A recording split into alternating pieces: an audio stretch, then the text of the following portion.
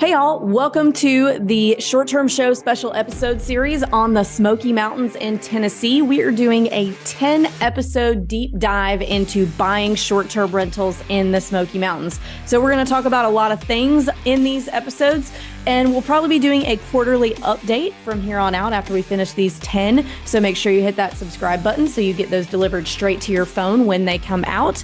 We do have some supplemental materials for you in addition to the content on this podcast. So any information that you need on current property pricing, you can find on our website at theshorttermshop.com. And we also have, courtesy of our friends over at AirDNA, current AirDNA data for this market on our website as well. So you can check that out on theshorttermshop.com. And if you guys are interested in buying a property in the Smoky Mountains with a short-term shop agent, you can email us at agents@theshorttermshop.com. Or if you just want to learn more about buying short-term rentals in this market, you can join our Facebook group. We've created a 50,000 person community on Facebook all about investing in short-term rentals. You can join that. It's the same title as my book. It's called Short-Term Rental, Long-Term Wealth. See you guys over there. Hey guys, welcome to another episode of How to Buy in the Smokies. And today we're going to talk about how to choose and build your buying team. So these are the people that you need to get you to the closing table. We'll talk about management people later. This is about actually buying the property, how to find agents, lenders, home inspectors, etc., questions to ask, all that fun stuff. So I've got a great panel here today, and I will allow them to introduce themselves. Natalie, you go ahead and go first. Hey guys, my name's Natalie. I am an agent in the Smokies with Short Term Shop, and I am also an investor in the Smokies. All right, next we have Matt Castle. Hey, I'm a realtor with the Short Term Shop. I've been here in the Smokies about 4 years. I've been a real estate investor for about 21 years now, so it's not a lot. It doesn't sound like a lot of time if you say it really fast. Yeah, you don't look old enough to have been an investor for 21 years. I got started when I was 25, I think 24. Good for you. Must be all the Greek olive oil that I consume now. All right, Yak Ray, you are next. Yeah, I'm Yak. I'm with the short-term shop as well, and I'm just south of the border in, the Tennessee border in Georgia, and a lot of the information that works well in the Smokies works well as here. So hopefully I can lend a little different, a little twist on some information than the guys that are right there in the heart of the Smokies. And last but not least, we have the famous Mr. Alex Sabio. How's it going, Alex? Well, I don't know about famous, but hey, how's everyone doing? Alex Sabio. I live here in Southern California. I'm a real estate investor. I started investing in the Smokies about 2.5 years ago in the middle of COVID. And we've scaled it to, we got a fourth one under contract there in the Smoky Mountains. So. Awesome. So he's an out-of-state buyer, which many of you listening, no matter what market you're buying in, a lot of times you can't live in the best market to invest. So you invest out of state. I do it. Lots of people do it. So Alex will provide some really good perspective here. So thank you all for coming. So I want to start out with a question. It might be a little bit of a trick question. So do you start with finding an agent first or finding a lender first? Because a lot of times it's kind of a what came first, the chicken or the egg kind of a thing, because you can work with an agent, but a lot of agents are going to want to make sure that you have your pre-approval before we start working and going down that road. But then, so you would need to maybe find the lender first, but then a lot of times agents will have good lender recommendations. So which way do you guys go about it? Well, I'll go ahead really quick and say that for me personally, if, as an investor, I really want to find my agent first because I want to hear what my agent has to say as far as lender recommendations.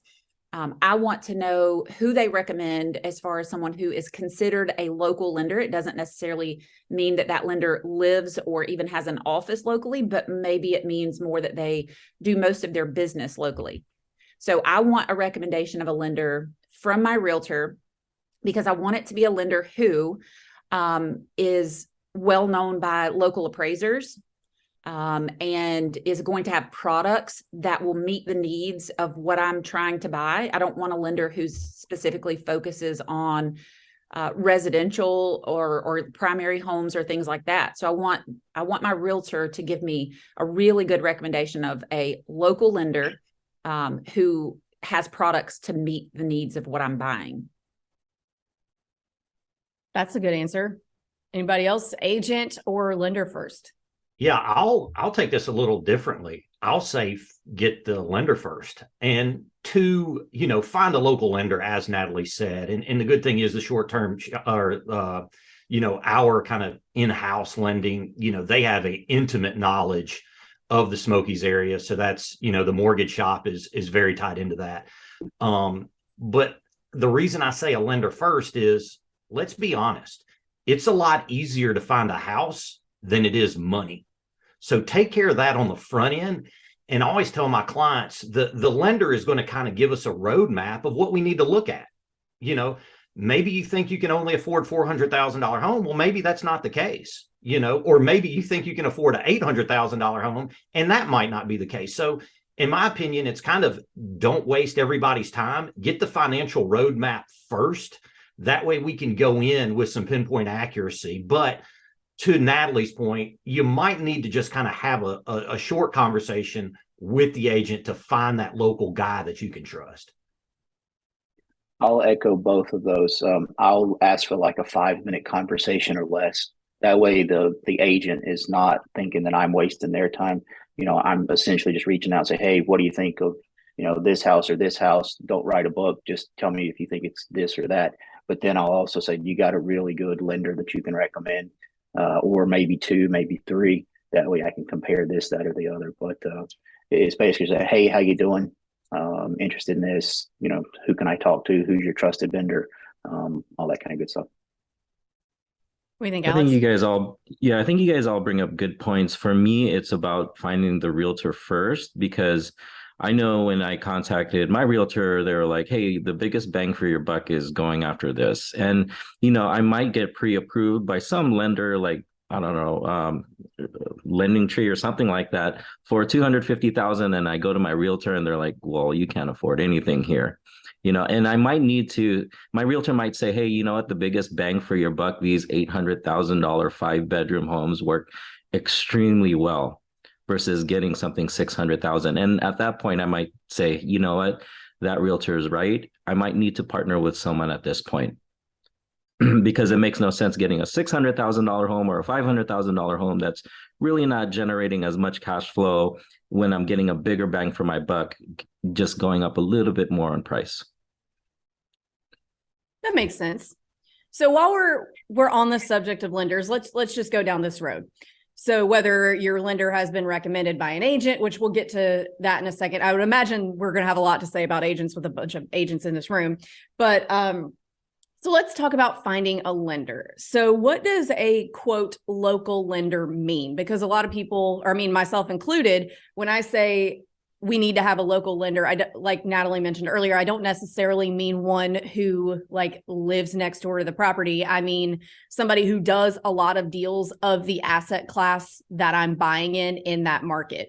So I don't care if the lender lives in California and is doing my loan in Florida or Tennessee, because we're talking about Tennessee right now, as long as they do loans of that asset class often in that market. So I'm not going to go to a lender who does a lot of apartment deals, commercial lending, when I'm trying to buy a single family home, even if they do it in that market all the time.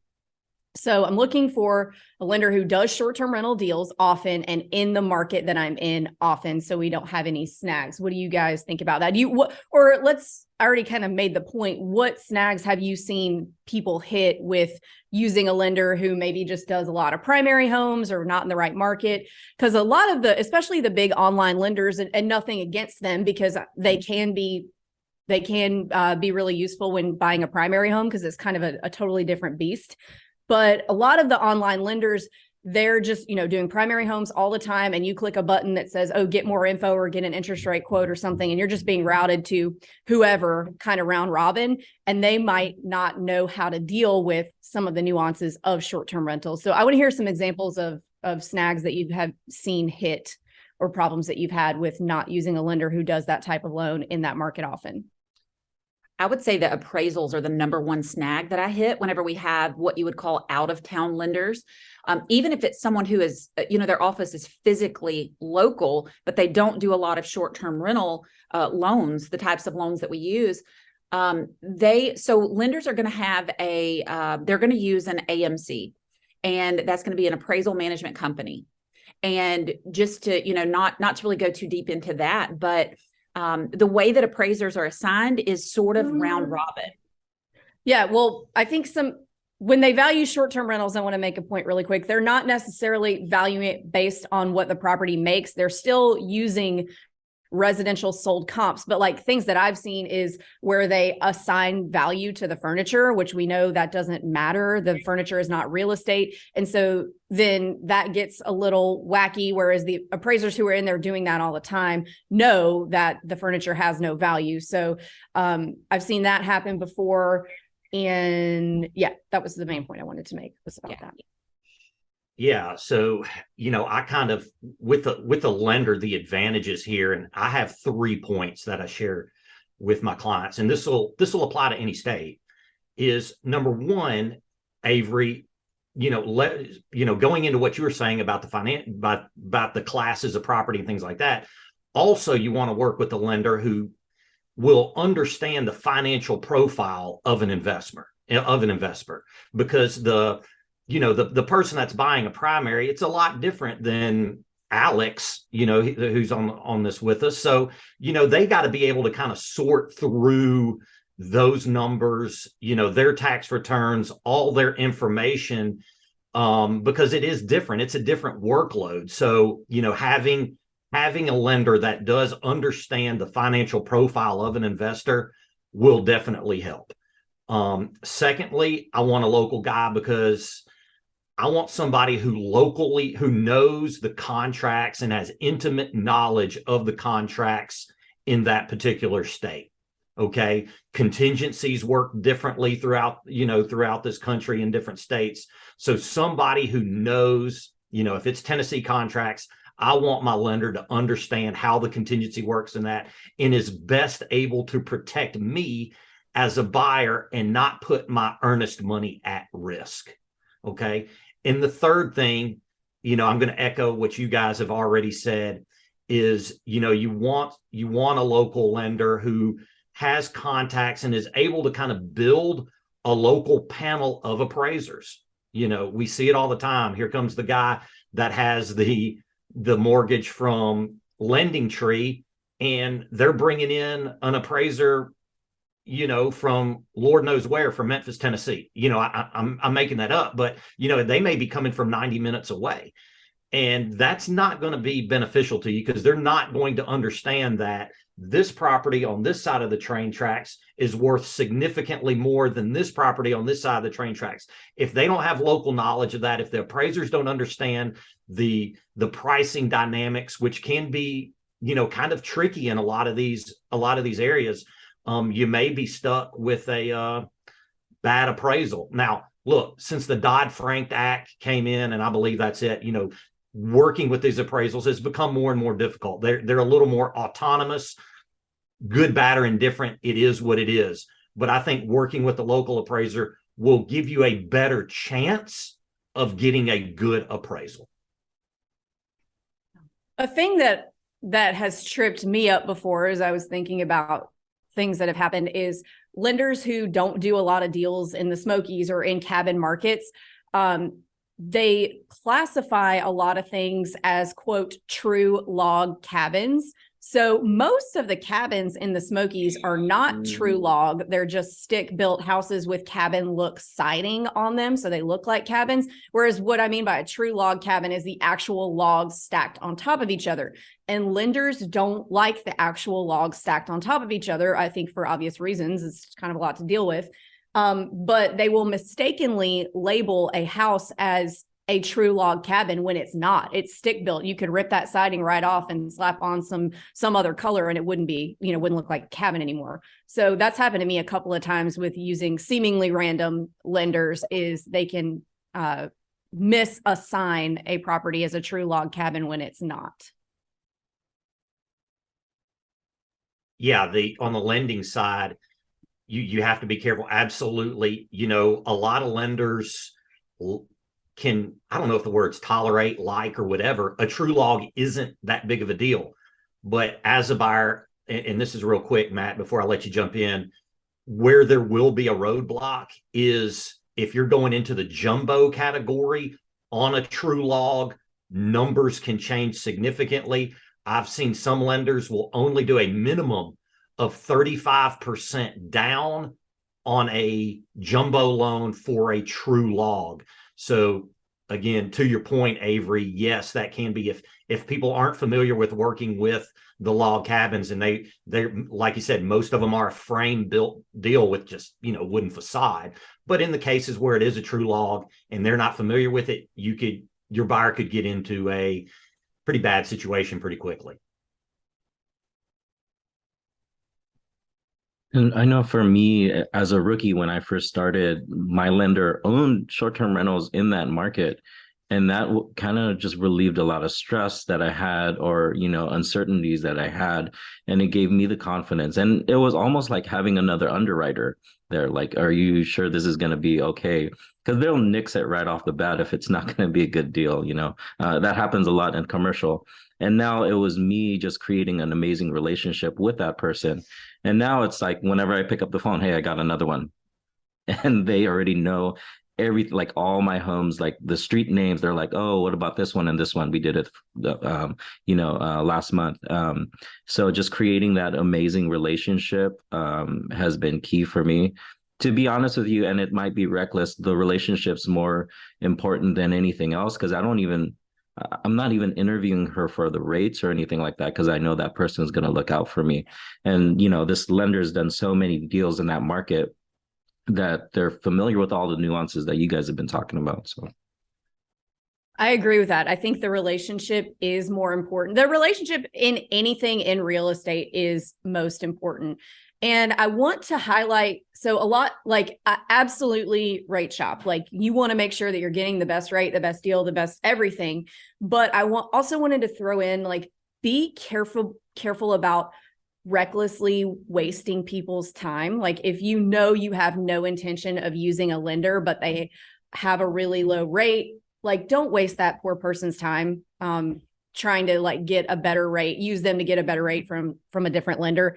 And treat your lender with respect, because I know it can get really, really annoying when it seems like they're asking you for the same document like 4 or 5 times throughout the closing process. And you're like, I already sent you this, but maybe they need another piece of it or something. And it can get really tedious and feel like they need a blood sample in your firstborn child to get you to the closing table. And it's a very stressful time. Like, this is a really big investment, especially if you're new. I remember how I felt on my first one. It was terrifying. Lost a lot of sleep that month. And it's really easy. We all turn into the worst versions of ourselves in our first few deals, and sometimes not our first few, because it's a lot of money at stake, and it's a big investment. And it's very easy to get mad at people when you feel like, you're under a lot of stress and they're asking you for all this stuff and they need it. Oh, you didn't send them the very last page of the bank statement that didn't have anything on it. It just says last page on it. Like, these are things that they have to have. But eventually you are going to need to call your lender back at some point when the deal's over. Next year, you need something for your tax docs and you forgot, and you're going to have to call them and ask for something. And if you were an asshole to them, you're not going to be first on their list of, like, non-urgent items. And I think that's really important, that we all get really heated in these deals, and it's important to treat people with respect at all times, even if you're really upset about things, because you never know when you are going to have to call them back and ask them for something. And just to add to both of your points, Alex is so right about relationships, particularly with lenders. And I have seen clients who put themselves in, they don't know that it's coming, but they put themselves in a situation where I absolutely agree that you should shop rate. But if you have a relationship with a lender and you make a decision to go with a different lender because they can save you like 1/4 of a point on interest rate, something that, like, in the grand scheme of things, at the moment it feels significant, but in the grand scheme of things, it isn't. You can put yourself in a situation where you're trying to save a little bit of money. But now you put yourself in a situation where you're with a lender who isn't as familiar with your personal situation, like Alex was saying, but also with the market. I've seen people jump from a recommended local lender to Rocket Mortgage because they're, XYZ, they could do whatever better, whatever the rate or the fees or whatever. And it came back, of course, obviously sometimes it can work out, but a lot of times it comes back to bite you. You end up with an appraiser that, doesn't do right by you. And then you end up losing the deal because it won't appraise or something just to save a few pennies. Yeah. I had somebody recently basically try to swap lenders over $17 a month. Okay. It's their money. Look, spend your money how you will. Over $17 a month. We're talking about, a lunch at Chick-fil-A with the family, and ended up putting $25,000 in earnest money at risk because of this and the closability. I mean, I'm just thinking to myself, like, you did this for $17 a month. Like, you're willing to take a chance on putting $25,000. Luckily, the sellers had a heart of gold, okay, and let us kind of extend things, but they could have took 25 grand at the end of the day and said, too bad, so sad. Wow. That's insane. And the Smokies is such a competitive market that you really have to be careful because sellers aren't always inclined to give you an extension, even if it's for very legitimate reasons. The lender needs a few more days or whatever. Sellers, they're not scared to put it back on the market a lot of times here. Yeah. Yeah. Well, it's getting a lot better. I mean, we definitely got our asses handed to us with that last year, like beginning of 2022 and end of 2021 with sellers not refusing to extend even like 2 or 3 days because of a lending thing. And that sucked a lot because sometimes it is something that gets caught up in underwriting at the last minute, and it has to be, documented. And then they have the 3-day TRID rule on the conventional loans. And that sucked really bad. And that doesn't happen as much anymore, but it happened a lot in 2021 and 2022. But on that I note, would give a quick tip to potential investors who are working with these kinds of lenders.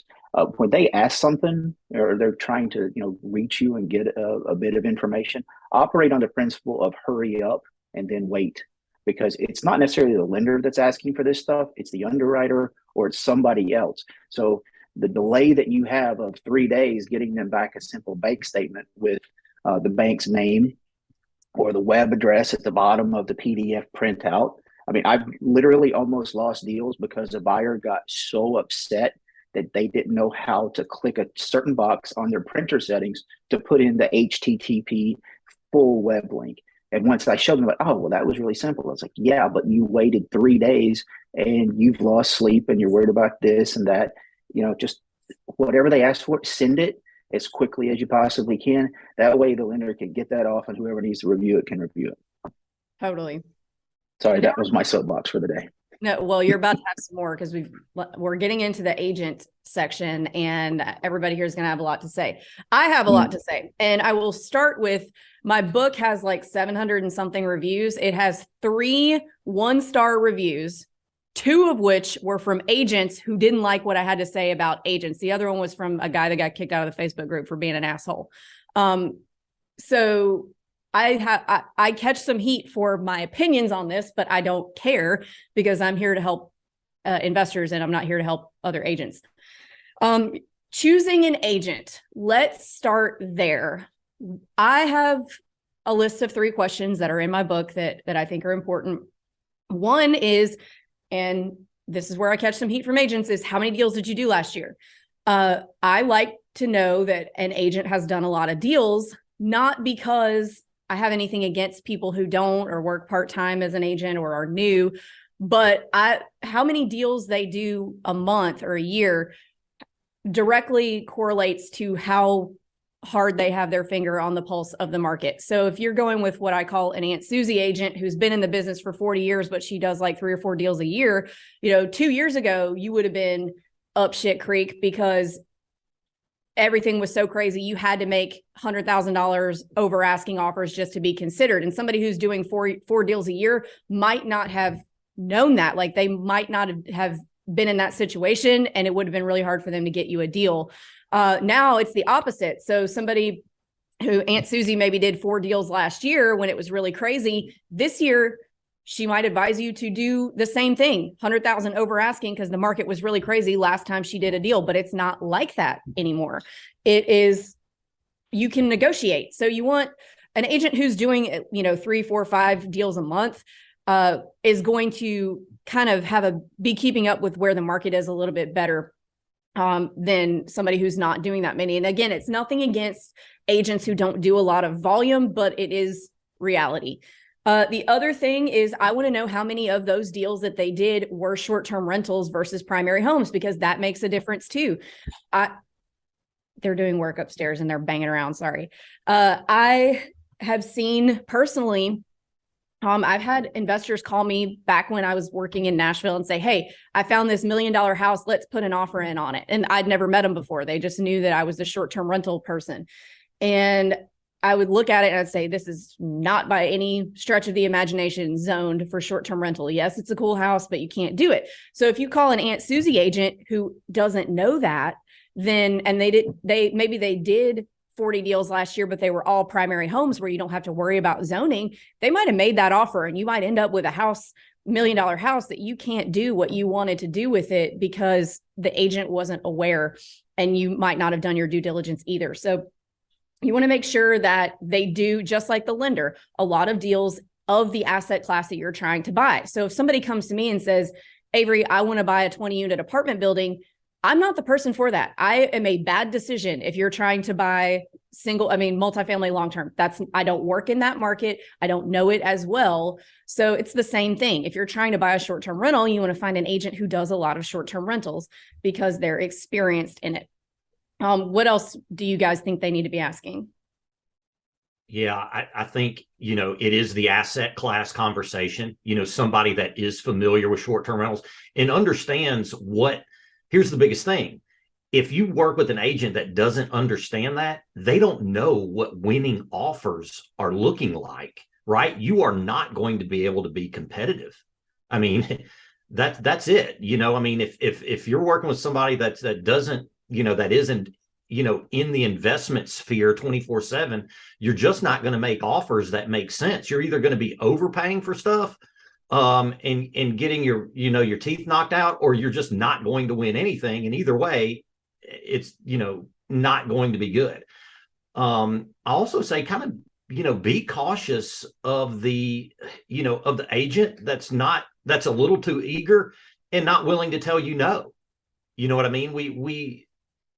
We all know that guy. Unfortunately, there's a lot of agents that are just going to say, hey, Susie, that's a great idea. Hey, Larry, yeah, that one's it. Yeah, let's write an offer for it right now. I'm sitting at my computer. That's not the guy you want. I mean, you want somebody that's willing to kind of bloody your nose and say, hey, look, Avery, that's not the right property. That doesn't work in this market if you're trying to run a short-term rental. You know what I mean? You got to have the person that's the agent that's, willing to have that conversation with you and willing to kind of push back. And as I say, kind of, set up the little, pull up the bumpers on the bowling alley to make sure we kind of go down the path that we need to do, to make sure we're bowling strikes here. So again, having that agent that has a intimate trust and knowledge of, the market. And lastly, I think you need to be able, and I mean this kind of seriously, you need to kind of find an agent that you think you can sit down and drink a beer with, somebody that you can trust. If they're not approachable and they don't pick up their phone when you call, or they don't text you. I do not pick up my phone when anyone calls. Well, look, the reality is, though, there's some agents that are just too scared to, because they don't want to have an awkward conversation with you, and you need to find that agent that's willing to have that awkward conversation with you. And again, kind of slap your hand and say, bad idea. So for me, those are a few of the things that I would tell people to look for. I'd be curious to see what Alex says, since he's kind of on the other side of the curtain. Well, Avery, I just want to let you know I gave you a 5-star review on Amazon. That wasn't me that gave a bad review or anything like that. So Thank you. I think right away. There's a lot of there's so many realtors out there. You ask them, hey, do you work with the investors? They say, yeah. And it's like a little quick answer or whatever. Of course, I work with other investors. And so when you start talking to them about short-term rentals, they can go on, and they have so much knowledge in that market. Ideally, you want them to own or manage short-term rentals in that market. Because like with me as an out-of-state investor who's 2,000 miles away, I have no idea. I have no idea all the little, exact locations, what works and what doesn't. Sometimes it's just a block away and that rental doesn't work well, right? So you want someone that knows, and you just want them to be truthful. Sometimes I want them to tell me off like, that dude, what do you think? That's not going to work. I sent my agent really, like, for some reason, the property was undervalued. It was like a 4-bedroom in a certain location. And they said, you know what, dude, that area has some well issues. And so let's stay away from that. Let's find something else. And so that's where I know I can build a relationship, because I'm not in this to just buy one and done. I'm trying to build like a whole, build it out 4, 5, 6 rentals in the area. But yeah, that's my issue. I just want them to be really truthful to me. And sometimes I'll send them listings, and the inexperienced realtor will kind of just say yes to everything, right? But they're like, no, you need to stay away from here. I think we could get you a better deal over here in this area. So yeah, to Yacht and Alex's point, one of the things that Yacht always uses the term bloody your nose a little, but I always use the term I'm going to be very big sister about all of any of these properties that we're looking at. I'm going to big sister you.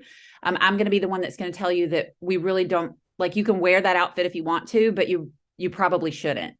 Right. So I try to make sure and tell my clients that during the first call. And I try to tell them enough during the first call to let them know that I fully understand and have been where you are as an investor, where there's a handful of things that you don't even know that you don't know. So when I can talk to a realtor, a new realtor in a new market, and on my very first phone call, within the first 30 minutes, they've already told me very quickly, not long and drawn out, but very quickly, the most important things I need to know about investing in this market. And they've also already told me before we've even looked at a property that they are willing to tell me to stay away from certain things. That trust level just goes through the roof, and so I really try to take what I want as an investor in a market other than the Smokies. When I'm looking in other markets, what do I want to hear? What do I want? And I try to do that for my clients. And that's really, I think that's really important. And just like Alex said, there's plenty of times where my clients will send me things, and just really having someone who fully understands a market well enough to know. Sometimes I'll be driving and someone will call and they'll say, hey, I see a property that I'm really interested in. I can literally just say, what street is it on? And usually by them telling me the name of a street, I can say, oh, no, you can't short-term rent that.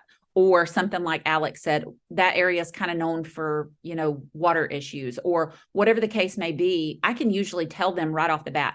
And that's what I want as an investor as well. Yeah, same with all that. I tell all of my people on the initial call, because I'm older and I try to get people on the phone rather than text them.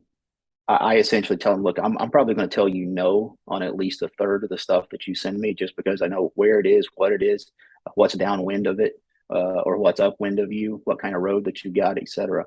So you may get a bad review based off of this one little narrow lane road, or because this road may flood when it comes, spring rains. So, all that honesty stuff is important. So when you send them a link to, something, they know that it's already sort of passed your smell test and they need to give it a look. I'll add something else. So I actually, and this can be a little difficult to find, I prefer, if I'm going into a new market, to hire an agent that is not also a property manager, because they'll know they'll know about managing rentals in the market, but I don't like how many potential conflicts of interest that presents for me as the buyer.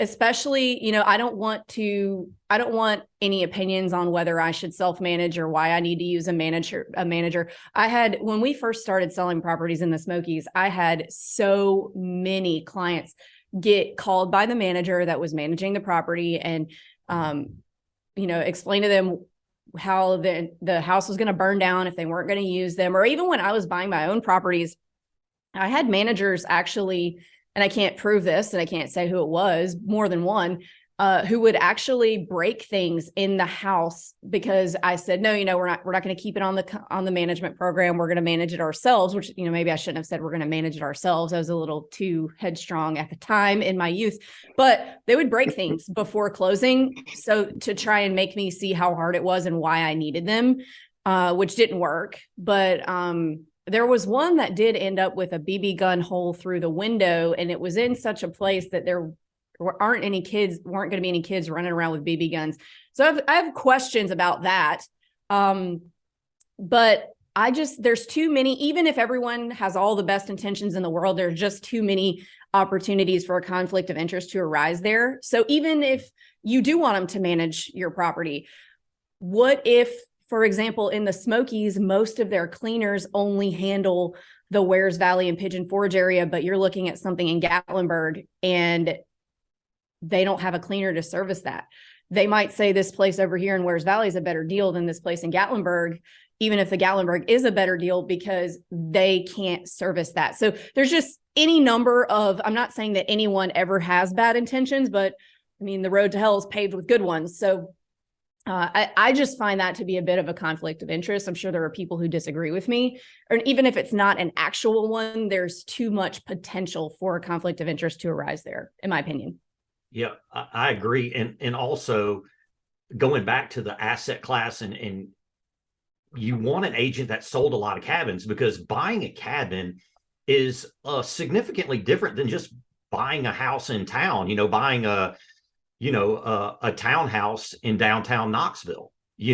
Cabins have their nuances. Like, what do they know about metal roofs? When they're asking for your opinion, what do they know about a deck and what to look for with a deck? What do they know about a well or a septic, location in the septic field, the leach field and all that? If you're working with somebody who doesn't have knowledge of specifically buying the cabins and you ask them to do a virtual tour for you, man, what do they say? Garbage in, garbage out. You could run into a case where, again, that agent doesn't have knowledge of all these nuances of buying a cabin, and you, the buyer, who's probably never done it, may have never even stepped foot into a cabin, you could put yourself in a bad situation. Because that agent let you make a mistake. Dude, I had I have an example of that. So one time I had a client was buying something from out of town, and we were looking at this new construction in Wares Valley, and it was beautiful. And it was back when everything was really affordable. And so sent him videos, and it had a beautiful view. And he said, okay, I'm going to have my friend come out there and look at it with you. And I was like, okay, yeah, sure. Send the friend. And so I heard the friend on the phone saying, it's kind of a long way from the side of this deck to the ground. And if somebody fell off, they would really hurt themselves. And I didn't hear what the guy said, what the other end of the phone call said. And then I heard the guy say, yeah, that's why they pay me the big bucks. And then hung up, whatever, we go home. My client calls me a little while later and says, hey, I don't think I want to buy it. My friend said it won't make a good short-term rental. So I look up the friend, and he was a realtor in Knoxville, which is not that far away. It's about 45 minutes away. It's the closest big-ish, medium-sized metropolitan area. And this guy didn't sell any cabins. Of course, I, being petty, was like, who is this guy? And like looked all at everything. Only sells primary homes. And he talked this guy out of a really good deal, because if someone were to fall off the deck, they would hurt themselves, which I think, anyone could fall off of any deck and hurt themselves. So, but that guy didn't know, he didn't get it. And that guy lost a deal because of that. And anyway, I have a few other things I want to hit on agents. I know we could all talk about this all day, but so one thing again with the agents that do a lot of deals thing, as we mentioned earlier, relationships are the most important thing in real estate, and agents who do a lot of deals not only have a lot of relationships with past clients who might be interested in selling, but also other agents in the market. So Alex has benefited from this in the past. So if I know something is falling out of contract, that's cool, or somebody's like decided not to buy something, I text Jennifer, Alex's agent. I'm like, this is something Alex would like, see if he wants it, because he's been a great client, and he gets a lot of deals from us that way. And also having a good relationship with other agents in the market. And this is where I catch heat from agents when I say stuff like this. If you're out there doing a lot of business with a lot of people and you're doing a good job, not only for your clients, but if you're someone that they don't hate working with, they're going to call you when stuff pops up for them. If I get calls all the time from agents who are like, hey, I've got a 4-bedroom with a pool coming up. Do you have anybody for it? Well, yeah, we actually do. And so we'll get that done before they even get it on the market. So having all of those relationships and having good relationships, not only with investors, but other agents, is very important. So what do you guys think about that? Well, are you a benefit or a liability, right? So the easier you are to work with, more deals you're going to get. I mean, it's just kind of that way. There are those, when agents are working with other agents, I hate to say it this way, but if you see your iPhone pop up with a certain person's name, you may say, oh God, not this one. But if it's another agent, you may say, oh, awesome, I know this person very well. We have we exchange dad jokes, whatever. So it is, as long as you can make yourself some kind of a benefit to that other person, or at least fun to talk to, it's going to help you every single time. So this is a tricky one for me, because whenever I'm looking at other markets, looking at potential using an agent in another market, I really wish that I knew what their relationships were like with the other agents in that area that do a lot of business. And that's a very, very hard thing to know, right? Which goes back to, Avery's recommendation of asking, like, how many deals are you closing?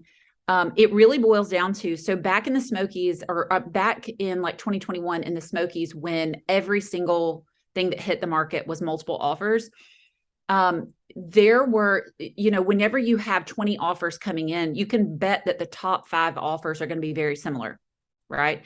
And so when you're in the top 5 offers, first of all, that means that your agent has coached you well. Back to what Yock was saying earlier, your agent has coached you because they know what's winning, what formula is winning with offers.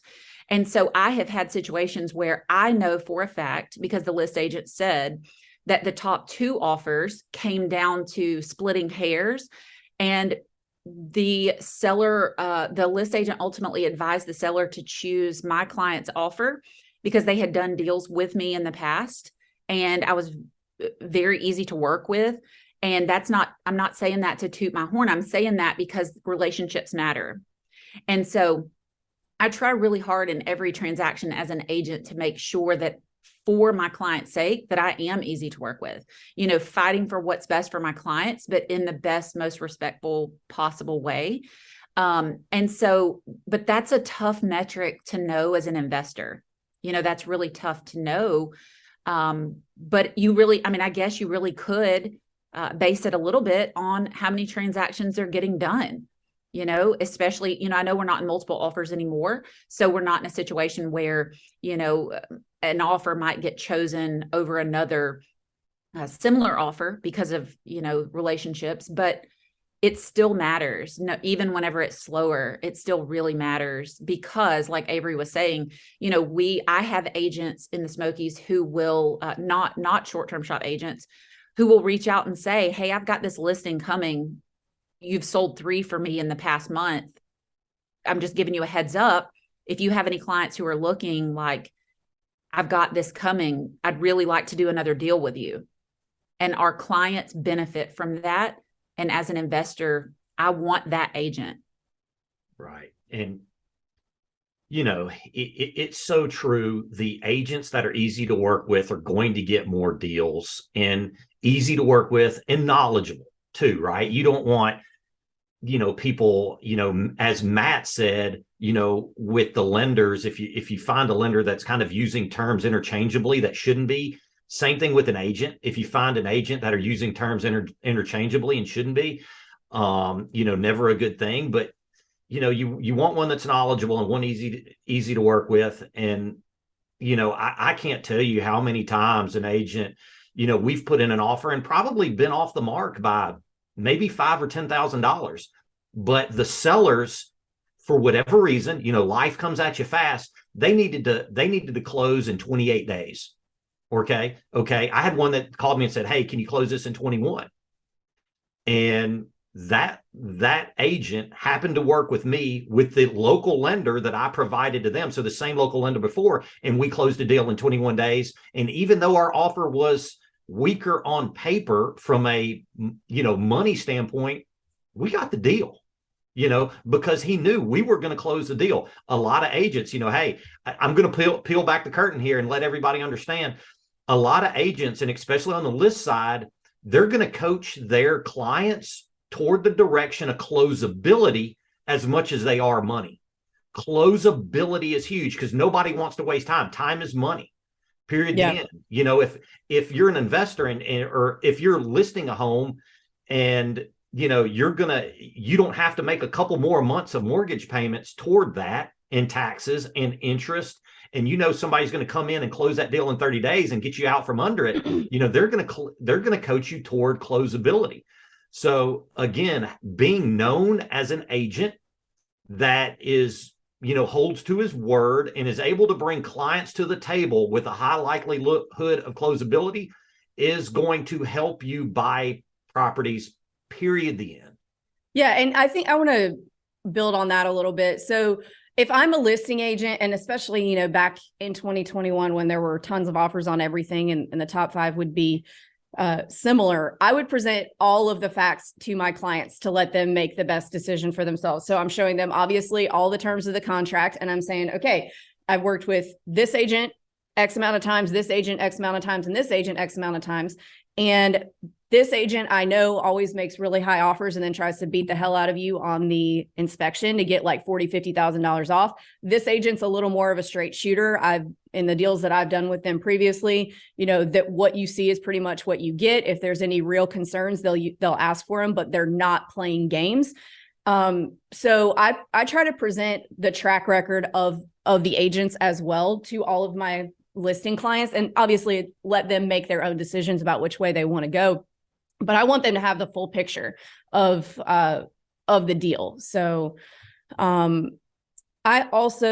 there's one thing that I wanted to hit on in terms of negotiation style that I think is important, and a word that I see a lot of people use all the time that I don't like, that I think is actually a detriment to negotiations for you as a buyer. And that word is bulldog. So a lot of people are like, yeah, I'm a bulldog, I'm a fighter, I fight for my clients. So that, I don't think that in 2023, as a millennial, that is a good beneficial for the client negotiation strategy. And here's why. So if you're put yourself in an agent or a buyer or a seller's position, if you are being, quote, bulldogged by the other side, it comes across as unreasonable and unwilling to negotiate. So an agent or a buyer who comes to me as a listing agent or a seller who's like, okay, here's the deal. These things are wrong. These are the things that don't make sense for us. What can we do to come to a resolution here that works for everyone? That is going to get a lot farther. I think in just general negotiations, you get, like I tell my 4-year-old all the time, you get more bees with honey. You will get further. You will get more as a buyer by being straightforward and saying, these are the things that I need and here's why, rather than just going in guns blazing, like knocking everybody in the face, busting heads. Like, no, I always get this much and this is how much we want off and everybody else is doing this and blah. It just gives, if someone's coming like that to me as an agent, I'm going to tell the seller like, hey, here's what they're asking for. They're being super aggressive about it. I don't think we're going to get, we're obviously going to try our best with this, but if somebody's coming at you super aggressive, it gives the impression that there's no room to negotiate when there might be.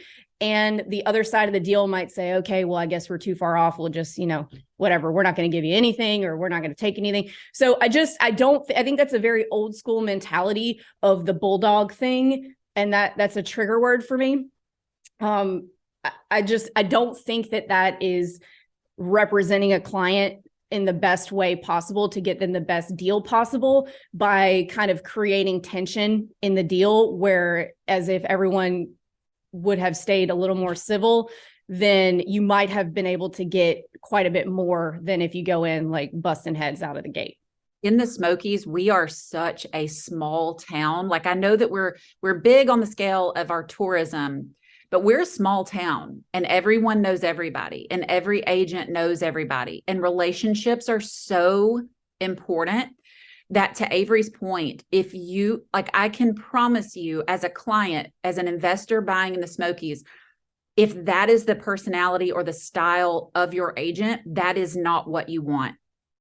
That is not what you want, because we have a lot of agents who have been doing real estate in Sevier County for 20 or 30 years. And that's not who they want to work with. They want to work with someone who is going to be very pleasant to work with and understand that it's all about win-win for both sides. Negotiation should happen a certain way. So Avery's absolutely right, particularly in the Smokies, and I imagine everywhere. But in the Smokies, you do not want someone who sounds like a radio commercial injury attorney.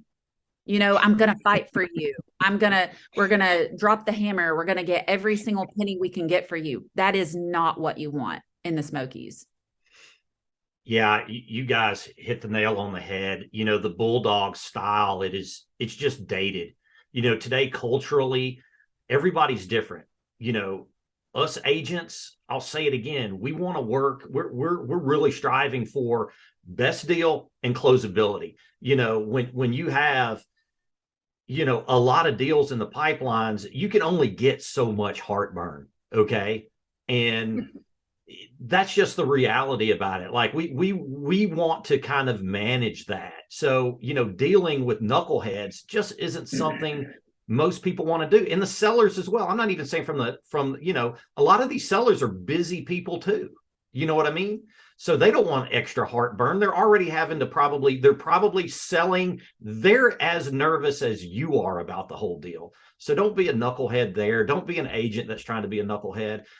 And another thing on the bulldog thing that is just stupid is you don't know what sort of leverage you have, right? Are you the only offer, or are there 4 other offers? Because guess what? If you're going in, your agent's bragging about being a bulldog. He goes in like he's just going to take control of this situation. And little do they know, the backup offer is $1,000 less. The list agent can say, hey, Alex, let's kick these buyers to the curb because this isn't worth $1,000 of our time and effort. And guess what? A lot of times the sellers are going to say, I agree with you. So, it's just, it's crazy. Somebody that goes in that brags about that, they're not representing you the best way possible, because the reality is 10% of us agents in the market control 90% of it. And it's easy to piss off the right people. And that agent is basically going to do a disservice to their buyers for a long, long time. 100%. Closability is key. And if I know that exactly like Yock said, even if we only have 2 offers on the table and one is going to make my seller more money, but I know that agent has a really hard time getting things to the closing table, that's a factor. And I'm probably, but you're going to let your seller know that it's a factor. Absolutely. I'm going to let them know that that's a factor. Yep. Yeah. One other thing on the bulldog thing, there's so much information on the internet now about how to study and deal with the bulldog personality. There's numerous books in terms of that. There's numerous video tutorials on YouTube that you can watch on how to deal with those.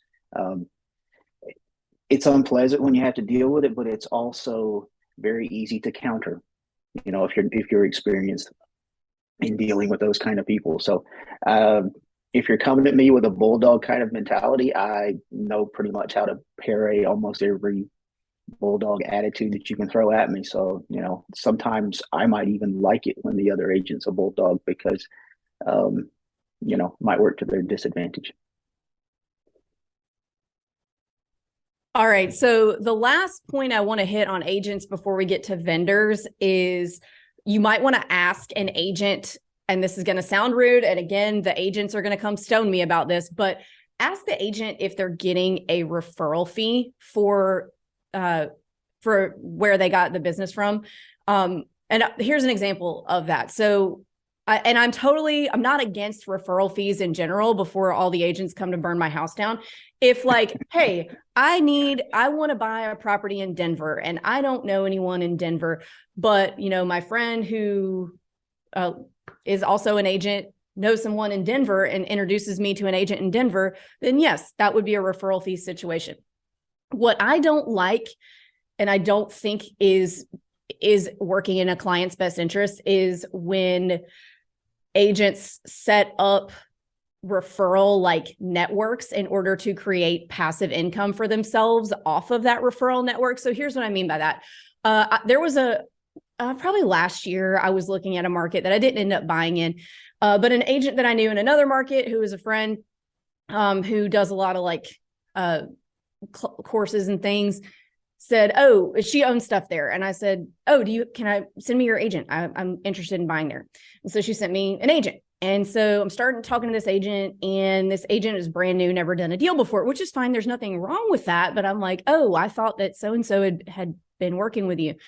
And she said, oh, no, she just sends me clients. And I'm like, okay. So I go back to the other one and I'm like, hey, this girl's cool and all, but she's never she doesn't sound like she does much business. Did you buy with her? And she said, no, I buy with this other guy, but he doesn't offer me referral fees. And I'm like, okay, so I need somebody who really knows the market. And I'm like, I would like to make sure that I'm making the best decision for myself. So, all right. And I ended up just leaving that situation altogether and just finding somebody on my own. So you want to make sure that you're being referred because you're being referred to that agent because someone thinks that agent is the best in the business. So if I'm sending a client, I've got a guy in Chattanooga, we don't work in Chattanooga. I send him tons of people who ask about Chattanooga, and I don't ask for a referral fee because he's the best. And he does not need to pay me for that. I like to refer people to the best people.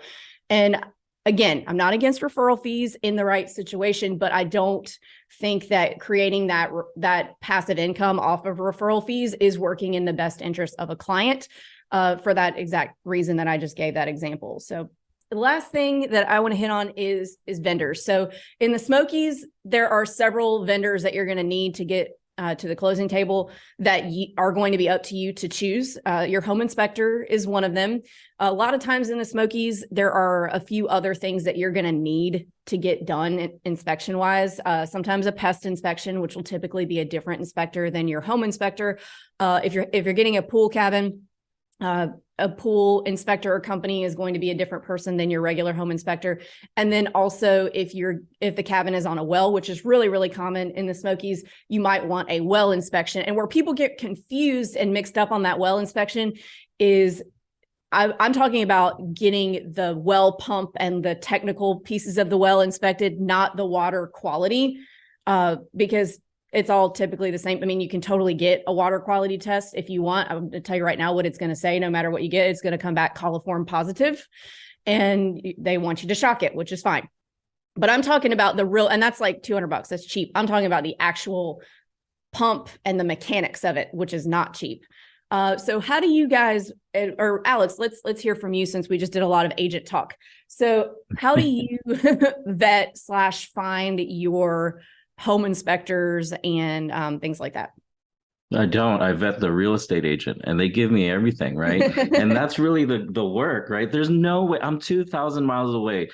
Investors out there, okay? I want to speak to the investors because they'll go and Google everything, and you're just creating so much more work for yourself, versus your agent. If you did your job and found the right agent, they're going to know exactly who. And I am a victim of that, right? Like, I tried to refinance my first short-term rental when it went up, when it skyrocketed and the interest rates were still low. I said, okay, let me try to find, this inspector. And I found an inspector and his, or I'm sorry, not an inspector, an appraiser. And my appraisal came back like $200,000 lower than what I expected. There's no way. And I just ruined it, right? So if you find your real estate agent, a lot of times they're going to have everything under the sun already ready to go. And that's probably why I'm a good client, because I'm probably the easiest person to deal with. I'm like, oh, well, who do you got? Okay, let's go with that one. And then I think that makes closing a lot easier. And because I'm such a good and easy client to deal with, maybe that's why I get so many more deals coming my way. So it is because, we know, like, when we get deals, there's you and Tony and y'all, Omid and y'all's whole crew. Like, okay, these guys don't make us want to, like, they're not mean to us. That's really, that's how you get that. If you want a deal flow like Alex's, all you have to do is be nice to your agent is really it. Like, be somebody that they're excited to do a deal with. Because I know when I get a deal across my desk, I'm not going to go call the client that's been the meanest to me and made me cry at my desk. I'm going to call the client that's cool to work with. I'm like, oh yeah, I want to give you this deal because you've been awesome. I'm rewarding you. Like, I feel good about giving you that. And that I'm sure people will have something to say about that, but it's true. Yeah. And here's the story. Like, I remember my second deal you brought to me. I don't know why you brought it to me, because it would have sold like a hotcake, right? And I was like, well, does it have closets? Does it, like, I was asking all of these questions and none of them mattered, right? And then I'm like, oh my gosh, she's been texting me for like an hour here, right? And in the end I said, Avery, do I need to buy this deal? And you said yes. And I said, done. I don't know why I was asked. I don't know why I just wasted your time. And so now it's kind of like, well, Alex, you need to buy this deal. I'm like, okay, I got the money. Let's go for it. That's really how it goes. I'm sorry, like, I'm probably not your typical investor who's like doing all of the research, but I did my research up front to find the right agent that's going to help guide me and grow my portfolio. So. Well, thank you, Alex. So let's hear from the agents then. When it comes to recommending vendors and things like that. So we have to legally, a lot of people don't know this, we have to recommend you 3. And a lot of people are like, oh, let me just, whoever you want, just schedule them for my inspection. So we can't do that. We can give you their phone number because you guys have to talk about like what's important to you so you understand. And then also it's a liability. It's happened to me before, actually, where I said, oh yeah, I always use this guy. And a few days after closing, or I don't know, a few weeks after closing, the buyer came back and they were like, hey, the bathroom floor is squishy, like around the toilet. And he didn't catch that. And then he was mad at me because I recommended him. And I'm like, okay, I'm not doing that again. So we have to recommend about 3. And, but then you just call those 3 and decide which one you like the best. And make sure, guys, too, if you are new, let the home inspector know that and say, like, okay, I know it's your job to point out everything that's wrong, but can you maybe help me a little bit with what's normal, what's not a big deal, what is a big deal? Because to me, everything's a big deal because I'm new. So that's my advice on that. Anybody else got anything? Yeah, for sure. Finding a handyman that, a lot of times your home inspector, a lot of them used to be, former contractors themselves and kind of do this work. Now, Can there be a little bit of a conflict of interest in there? Yes, there could be, but don't be scared to ask your home inspector as well, because I love for my people to get kind of an independent voice outside of mine. As Alex said, you find the right realtor and they give you all the information you need. But look, if you're able to find somebody that can, fix whatever it is better than my guys at a cheaper rate and get it done quicker, hey, good on you. You know what I mean? Like, awesome. But always ask the home inspector if they have any recommendations as well. It never hurts to get another opinion. Also get a roofer in your Rolodex. You definitely need a good roofer. These metal roofs. And the problem is with the home inspection, the code on metal roofing and roofing in general changes like the wind.